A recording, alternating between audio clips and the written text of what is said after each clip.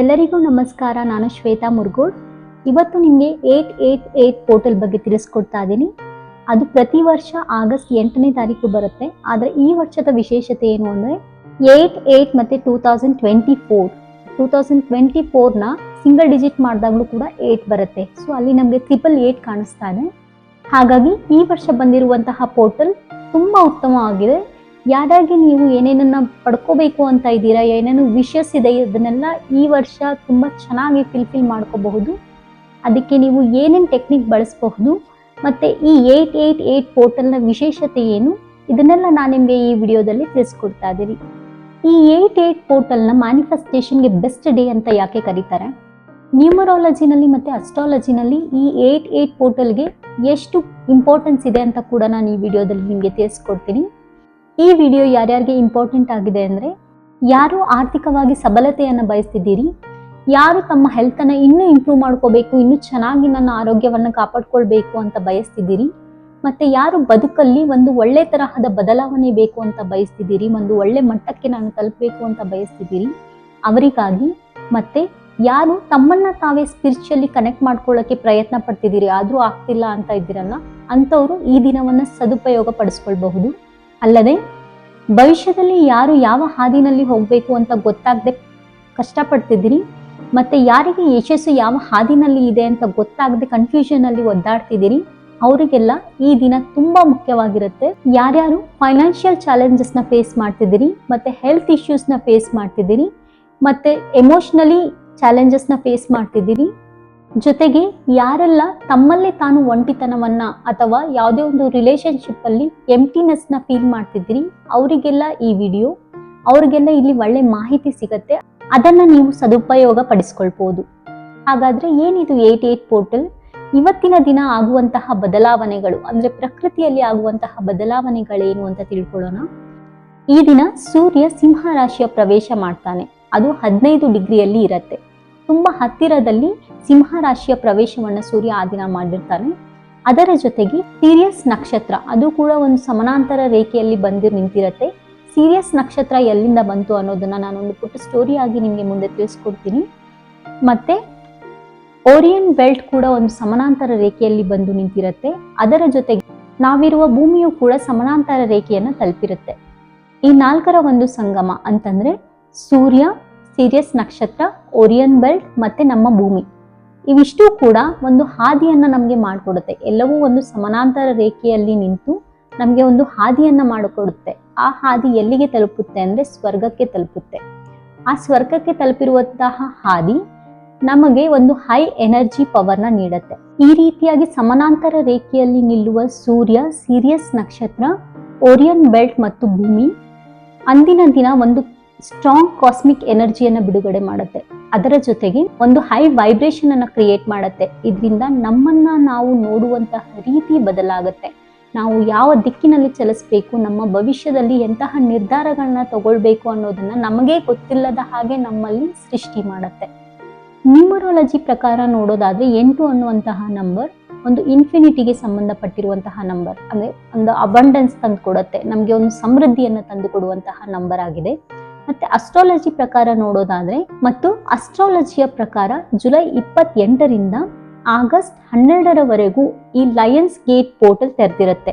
ಆದರೆ 8ರಂದು ಯಾಕೆ ನಾವು ಈ ವಿಶೇಷತೆನ ಪಡ್ಕೊಂಡಿದ್ದೀವಿ ಅಂತಂದ್ರೆ, ಈ ಸರಿ ಬಂದಿರುವಂತಹ 888 ನಂಬರ್ ನಮಗೆ ಒಂದು ಹೆಚ್ಚಿನ ಶಕ್ತಿಯನ್ನು ಬಿಡುಗಡೆ ಮಾಡೋದ್ರಿಂದ ಅವತ್ತು ನಾವು ಏನೇನು ಡಿಸೈರ್ಸ್ ಇಟ್ಕೊಂಡಿರ್ತೀವಿ, ಏನೇನು ವಿಷಸ್ ಇಟ್ಕೊಂಡಿರ್ತೀವಿ, ಅದಕ್ಕೋಸ್ಕರ ಪ್ರಯತ್ನ ಪಡ್ತಿದ್ದೀವಿ ಅಂತಂದ್ರೆ ಅಲ್ಲಿ ನಮ್ಗೆ ಯಶಸ್ಸು ಸಿಗೋದು ಖಂಡಿತ ಆಗಿರುತ್ತೆ. ಇಲ್ಲಿ ನಾವು ಎಲ್ಲಾ ದಿನಾನು ಗಣೇಶನಿಗೆ ಪೂಜೆ ಮಾಡ್ತೀವಿ. ಗಣೇಶನನ್ನ ನಾವು ಏನೇ ಹೊಸದನ್ನ ಶುರು ಮಾಡಿದ್ರು ಕೂಡ ಗಣೇಶನನ್ನ ಸ್ಮರಿಸಿ ಅಥವಾ ಆತನನ್ನ ಪೂಜಿಸಿ ನಮ್ಮ ಕೆಲಸ ಕಾರ್ಯಗಳನ್ನ ಶುರು ಮಾಡ್ತೀವಿ. ಆದರೂ ಕೂಡ ಗಣೇಶನಿಗಾಗಿ ಒಂದು ದಿನವನ್ನ ಇಟ್ಟಿರ್ತೀವಿ, ಗಣೇಶ ಚತುರ್ಥಿ ಮಾಡ್ತೀವಿ. ಸೊ ಅದೇ ರೀತಿ ಇಲ್ಲಿ ನಮಗೆ ಜುಲೈ 28ರಿಂದ ಆಗಸ್ಟ್ 12ರವರೆಗೂ ಕೂಡ ಈ ಲಯನ್ಸ್ ಗೇಟ್ ಪೋರ್ಟಲ್ ಓಪನ್ ಇದ್ರೂ ಸಹ 8ನೇ ತಾರೀಕು ಯಾಕೆ ವಿಶೇಷತೆ ಪಡ್ಕೊಂಡಿದೆ ಅಂತಂದ್ರೆ, ಅವತ್ತಿನ ದಿನ ಕಾಸ್ಮಿಕ್ ಎನರ್ಜಿ ತುಂಬಾ ಹೈಯಲ್ಲಿ ಇರುತ್ತೆ. ಮತ್ತೆ ನಮಗೆ ಬೇಕಾಗಿರುವಂತಹ ಪಾಸಿಟಿವ್ ವೈಬ್ರೇಷನ್ ತುಂಬಾ ಚೆನ್ನಾಗಿ ಸಿಗತ್ತೆ. ಅವತ್ತಿನ ದಿನ ನಾವು ಏನನ್ನ ಯೋಚನೆ ಮಾಡ್ತಿದ್ದೀವೋ ಅದು ನಮ್ಮ ಸಬ್ಕಾನ್ಷಿಯಸ್ ಮೈಂಡನ್ನು ತಲುಪಿ ನಮಗೆ ಏನು ಬೇಕೋ ಅದನ್ನು ಪಡೆದುಕೊಳ್ಳುವಂತಹ ಶಕ್ತಿಯನ್ನು ನಮ್ಮ ಬಾಡಿಗೆ ನೀಡುತ್ತೆ, ಅಥವಾ ನಮ್ಮ ಸಬ್ಕಾನ್ಷಿಯಸ್ ಮೈಂಡ್ಗೆ ತಲುಪಿಸುತ್ತೆ. ನಮ್ಮ ಸಬ್ ಕಾನ್ಶಿಯಸ್ ಮೈಂಡ್ ಎಂತಹ ಶಕ್ತಿಯನ್ನ ಹೊಂದಿದೆ ಅಂತ ಈಗಾಗಲೇ ನಾನು ಹಿಂದಿನ ವಿಡಿಯೋಸ್ ಅಲ್ಲಿ ಹೇಳಿದ್ದೀನಿ. ಹಾಗಾಗಿ ನಮ್ಮ ಸಬ್ ಕಾನ್ಶಿಯಸ್ ಮೈಂಡ್ ಆಕ್ಟಿವ್ ಆಗಬೇಕು ಅಂತಂದ್ರೆ, ಅದು ನಮ್ಗೆ ಏನು ಬೇಕು ಅದನ್ನ ಪಡ್ಕೊಳ್ಳೋ ಶಕ್ತಿಯನ್ನ ಪಡ್ಕೋಬೇಕು ಅಂತಂದ್ರೆ ಈ 8-8 ಪೋರ್ಟಲ್ನ ನಾವು ಸದುಪಯೋಗ ಪಡಿಸ್ಕೊಳ್ಬೇಕಾಗತ್ತೆ. ಸೀರಿಯಸ್ ನಕ್ಷತ್ರ ಎಲ್ಲಿಂದ ಬಂತು ಅಥವಾ ಅದರ ಒಂದು ಸಂಕೇತ ಏನು ಅಂತ ನೋಡೋದಾದ್ರೆ ನಿಮ್ಗೆ ಒಂದು ಚಿಕ್ಕ ಸ್ಟೋರಿ ಹೇಳ್ತೀನಿ. ಪಾಂಡವರು ಸ್ವರ್ಗಲೋಕವನ್ನ ತಲುಪೋಕೆ ಸ್ವರ್ಗದ ಬಾಗಿಲ ಕಡೆಗೆ ಹೋಗ್ತಾ ಇರ್ತಾರೆ. ಒಬ್ಬೊಬ್ರೇ ಪಾಂಡವರು ಸ್ವರ್ಗದ ಬಾಗಿಲು ತಲುಪೋದಕ್ಕಿಂತ ಮುಂಚೆನೆ ಕಣ್ಮರೆ ಆಗ್ಬಿಡ್ತಾರೆ ಅಥವಾ ಅಲ್ಲೇ ಬಿದ್ದ್ಬಿಡ್ತಾರೆ. ಯುಧಿಷ್ಠಿರ ಮಾತ್ರ ಹೋಗಿ ಸ್ವರ್ಗದ ಬಾಗಿಲನ್ನ ತಲುಪ್ತಾನೆ. ಸ್ವರ್ಗದ ಬಾಗಿಲನ್ನ ತಲುಪಿರುವಂತಹ ಯುಧಿಷ್ಠಿರನ ಸ್ವಾಗತ ಮಾಡೋಕೆ ಇಂದ್ರದೇವ ಬರ್ತಾನೆ. ಯುಧಿಷ್ಠಿರ ಮಾತ್ರ ಅಲ್ಲಿ ಬಂದಿರೋದಿಲ್ಲ, ಅವನ ಜೊತೆಗೆ ಇರುವಂತಹ ಒಂದು ನಾಯಿ ಕೂಡ ಅಲ್ಲಿಗೆ ಬಂದಿರುತ್ತೆ. ಆ ನಾಯಿಯ ಹೆಸರು ಶ್ವಾನ. ಸ್ವರ್ಗದ ಬಾಗಿಲನ್ನ ತಲುಪಿರುವಂತಹ ಯುಧಿಷ್ಠಿರ ಮತ್ತು ಆ ನಾಯಿಯನ್ನು ಕೊಂಡು ಇಂದ್ರದೇವ ಹೇಳ್ತಾನೆ, ಯುಧಿಷ್ಠಿರ ನೀನು ಇಲ್ಲಿವರೆಗೂ ಒಳ್ಳೆಯ ಬದುಕನ್ನ ಬದುಕಿದೀಯ, ಹಾಗಾಗಿ ನಿನ್ಗೆ ಸ್ವರ್ಗ ಲೋಕಕ್ಕೆ ಬರುವಂತಹ ಆಜ್ಞೆಯನ್ನ ನಾನು ಕೊಡ್ತೀನಿ ಅಥವಾ ಪರ್ಮಿಷನ್ ಕೊಡ್ತೀನಿ. ಆದ್ರೆ ನಿನ್ನ ಜೊತೆಗೆ ಬಂದಿರುವಂತಹ ನಾಯಿ ಇದೆಯಲ್ಲ ಅದಕ್ಕೆ ಸ್ವರ್ಗ ಬಾಗಿಲಿಗೆ ಪ್ರವೇಶ ಇಲ್ಲ ಅಂತ ಹೇಳಿ. ಆಗ ಯುಧಿಷ್ಠಿರ ಹೇಳ್ತಾನೆ, ನನ್ನೊಂದಿಗೆ ಬಂದಿರುವಂತಹ ಈ ಶ್ವಾನ ನನ್ನೊಂದಿಗೇನೆ ಇದ್ದಿದ್ದು, ಅಂದ್ರೆ ನನಗೆ ಏನೇನು ಬೇಕೋ ಎಲ್ಲ ಸಹಾಯಗಳನ್ನ ಇದೇ ಮಾಡ್ತಾ ಇತ್ತು, ಮತ್ತೆ ಇದು ನನ್ನ ಸೇವಕನಾಗಿತ್ತು, ಅದಕ್ಕಿಂತ ಹೆಚ್ಚಾಗಿ ನನ್ನ ಗೆಳೆಯನಾಗಿತ್ತು. ಈ ಶ್ವಾನಕ್ಕೆ ಇಲ್ಲಿ ಪ್ರವೇಶ ಇಲ್ಲ ಸ್ವರ್ಗಕ್ಕೆ ಅಂತಂದ್ರೆ ನಾನು ಕೂಡ ಸ್ವರ್ಗವನ್ನ ಪ್ರವೇಶ ಮಾಡೋದಿಲ್ಲ ಅಂತ ಹೇಳಿ ಯುಧಿಷ್ಠಿರ ಹೇಳ್ತಾನೆ. ಆಗ ಇಂದ್ರದೇವ ನಗ್ತಾ ಹೇಳ್ತಾನೆ, ಇಷ್ಟೊತ್ತು ನಾನು ನಿನ್ಗೆ ಏನು ಹೇಳಿದೆ, ಶ್ವಾನಕ್ಕೆ ಪ್ರವೇಶ ಇಲ್ಲ ಅಂತ ಹೇಳಿ, ಅದನ್ನ ನಿನ್ನ ಪರೀಕ್ಷೆ ಮಾಡೋಕೆ ಅಂತ ನಾನು ಹೇಳಿದ್ದು. ನಿನಗೂ ಕೂಡ ಇಲ್ಲಿ ಪ್ರವೇಶ ಇದೆ, ಅದರ ಜೊತೆಗೆ ನಿನ್ನೊಂದಿಗೆ ಬಂದಿರುವಂತಹ ಶ್ವಾನಕ್ಕೂ ಕೂಡ ಇಲ್ಲಿ ಪ್ರವೇಶ ಇದೆ ಅಂತ ಹೇಳಿ ಯುಧಿಷ್ಠಿರನನ್ನ ಮತ್ತೆ ಅವನೊಂದಿಗೆ ಬಂದಿರುವಂತಹ ನಾಯಿ ಶ್ವಾನವನ್ನು ಕೂಡ ಇಂದ್ರದೇವ ಸ್ವರ್ಗಲೋಕಕ್ಕೆ ಕರ್ಕೊಂಡು ಹೋಗ್ತಾನೆ. ಇಲ್ಲಿ ಯುಧಿಷ್ಠಿರನ ಜೊತೆ ಬಂದಿದ್ದಂತಹ ಶ್ವಾನ ಏನನ್ನ ರೆಪ್ರೆಸೆಂಟ್ ಮಾಡ್ತಾ ಇತ್ತು ಅಂದ್ರೆ ಒಂದು ಧರ್ಮವನ್ನ. ಧರ್ಮ ಅಂತಂದ್ರೆ right conduct, right knowledge and right behaviour. Yudhishthira ಎಂತಹದ್ದೇ ಕಷ್ಟ ಬಂದರೂ ಕೂಡ ತನ್ನ ಧರ್ಮವನ್ನ ಕಳ್ಕೊಳ್ಳುವಂತಹ ಪ್ರಯತ್ನ ಮಾಡಲಿಲ್ಲ. ಅವನು ಎಷ್ಟು ಸಾಧ್ಯನೋ ಅಷ್ಟು ತನ್ನ ಧರ್ಮದ ಕಡೆಗೆ ಅಂದ್ರೆ ಒಳ್ಳೆತನದ ಕಡೆಗೆ ಹಾದಿಯನ್ನ ತಲುಪಿದ್ದ. ಎಂತಹ ಸಂದರ್ಭದಲ್ಲಿಯೂ ಕೂಡ ಯುಧಿಷ್ಠಿರ ತನ್ನ ಧರ್ಮವನ್ನ ಬಿಟ್ಟಿರಲಿಲ್ಲ. ಸೊ ಇಲ್ಲಿ ಶ್ವಾನ ಅಂತಕ್ಕಂಥದ್ದು ಧರ್ಮದ ಸಂಕೇತವಾಗಿ ಪ್ರತಿಬಿಂಬಿಸುತ್ತೆ. ಈ ಶ್ವಾನವೇ ನಾವೇನು ಸೀರಿಯಸ್ ನಕ್ಷತ್ರ ಅಂತ ಹೇಳ್ತಿದೀವೋ ಅದನ್ನ ಸಿಂಬಲೈಸ್ ಮಾಡತ್ತೆ. ಹೀಗೆ ಸಿಂಬಲೈಸ್ ಮಾಡುವಂತಹ ಸೀರಿಯಸ್ ನಕ್ಷತ್ರವನ್ನ ಶ್ವಾನ ನಕ್ಷತ್ರ ಅಂತ ಕೂಡ ಕರೀತಾರೆ. ಇದು ನಾವು ಯಾವ ಹಾದಿಯಲ್ಲಿ ನಡೀತಾ ಇದ್ದೀವಿ, ನಾವು ಯಾವ ಧರ್ಮವನ್ನ ನಮ್ಮೊಂದಿಗೆ ತಗೊಂಡು ಹೋಗ್ತಾ ಇದ್ದೀವಿ ಅನ್ನೋದನ್ನ ಕೂಡ ರೆಪ್ರೆಸೆಂಟ್ ಮಾಡತ್ತೆ. ಈ ರೀತಿ ಸ್ಟ್ರಾಂಗ್ ಕಾಸ್ಮಿಕ್ ಎನರ್ಜಿ ಮತ್ತೆ ಹೈ ವೈಬ್ರೇಷನ್ ಇಂದ ಕೂಡಿರುವಂತಹ ದಿನ, ಲಯನ್ಸ್ ಗೇಟ್ ಪೋರ್ಟಲ್ ಓಪನ್ ಆಗಿರುವಂತಹ ದಿನ, ನಾವು ಏನ್ ಮಾಡಬೇಕು, ನಮ್ಮ ಎಲ್ಲ ವಿಷಸ್ ಫುಲ್ಫಿಲ್ ಆಗಬೇಕು ಅಂದ್ರೆ ನಾವು ಆ ದಿನ ಏನೇನು ಮಾಡಬಹುದು ಅಂತ ಹೇಳ್ತಿದ್ದೀನಿ. ಅವತ್ತಿನ ದಿನ ನಮ್ಮ ಬಾಡಿಯನ್ನ ಕಂಟ್ರೋಲಲ್ಲಿ, ನಮ್ಮ ಸಬ್ಕಾನ್ಷಿಯಸ್ ಮೈಂಡನ್ನು ಒಂದು ಕಂಟ್ರೋಲಲ್ಲಿ ಇಟ್ಕೊಳ್ಳೋಕ್ಕೆ ನಾವು ಮೆಡಿಟೇಷನ್ಸ್ ಮಾಡಬಹುದು. ಮತ್ತು ನಮ್ಮ ವಿಷಸ್ನ ಫುಲ್ಫಿಲ್ ಮಾಡ್ಕೊಳ್ಳೋಕ್ಕೆ ನಾವು ವಿಜುವಲೈಸೇಷನ್ ಟೆಕ್ನಿಕ್ನ ಬಳಸಬಹುದು. ಈಗಾಗಲೇ ವಿಜುವಲೈಸೇಷನ್ ಟೆಕ್ನಿಕ್ ಹೇಗೆ ಮಾಡೋದು ಅಂತ ವಿಡಿಯೋ ಮಾಡಿ ಹಾಕಿದ್ದೀನಿ, ಅದು ನೋಡಿ ಆ ಟೆಕ್ನಿಕ್ನ ಬಳಸಿ ನಿಮ್ಮ ವಿಷಸ್ನ ಫುಲ್ಫಿಲ್ ಮಾಡ್ಕೋಬಹುದು. ಮತ್ತು ವಾಟರ್ ಟೆಕ್ನಿಕ್ ಇದೆ, ವಾಟರ್ ಮ್ಯಾನಿಫೆಸ್ಟೇಷನ್ ಟೆಕ್ನಿಕ್, ಅದನ್ನು ಕೂಡ ವಿಡಿಯೋ ಮಾಡಿ ಹಾಕಿದ್ದೀನಿ, ಅದನ್ನು ನೋಡಿ.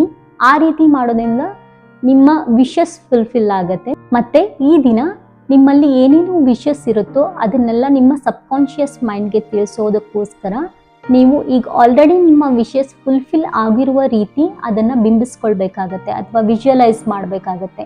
ಮತ್ತು ಆ ದಿನ ನೀವು ಫುಲ್ ಒಂದು ಪಾಸಿಟಿವ್ ವೈಬಲ್ಲಿ ಇರಬೇಕಾಗತ್ತೆ. ಯಾವುದೇ ಒಂದು ನೆಗೆಟಿವ್ ಥಾಟ್ ಇರಬಾರ್ದು. ನೀವು ಯಾಕಂದರೆ ಒಳ್ಳೆ ಹಾದಿನಲ್ಲಿ ಹೋಗ್ತಿದ್ದೀರಾ, ನೀವೊಂದು ಒಳ್ಳೆ ವೈಬ್ರೇಷನ್ ಕ್ರಿಯೇಟ್ ಮಾಡ್ಕೊಂಡಿದ್ದೀರಾ ಆಲ್ರೆಡಿ. ನಿಮಗೆ ಬೇಕಾಗಿರೋದು ಏನು ಅಂತಂದರೆ ನಿಮ್ಮ ಸಬ್ಕಾನ್ಷಿಯಸ್ ಮೈಂಡ್ಗೆ ಅದನ್ನು ಹೋಗಿ ಆ್ಯಕ್ಟಿವ್ ಮಾಡಿ ಅದನ್ನು ಆಗೋ ರೀತಿಯನ್ನು ನೋಡ್ಕೊಳ್ಳೋದು ನಿಮ್ಮ ಕೆಲಸ. ಸೊ ಹಾಗಾಗಿ ನಿಮ್ಮ ಸಬ್ಕಾನ್ಷಿಯಸ್ ಮೈಂಡ್ ಒಂದು ಪಾಸಿಟಿವ್ ಎನರ್ಜಿಯಿಂದನೇ ತುಂಬಿರೋ ರೀತಿ ನೀವು ಆ ದಿನವೆಲ್ಲ ಇರಬೇಕಾಗತ್ತೆ. ಯಾವ ಟೈಮಲ್ಲಿ ನೀವು ಇದನ್ನ ಮಾಡಿದ್ರೆ ಒಳ್ಳೆಯದು ಅಂತಂದರೆ ಅವತ್ತಿನ ಫುಲ್ ಡೇ ನಿಮಗೆ ಇದು ಎಫೆಕ್ಟಿವ್ ಆಗಿರುತ್ತೆ.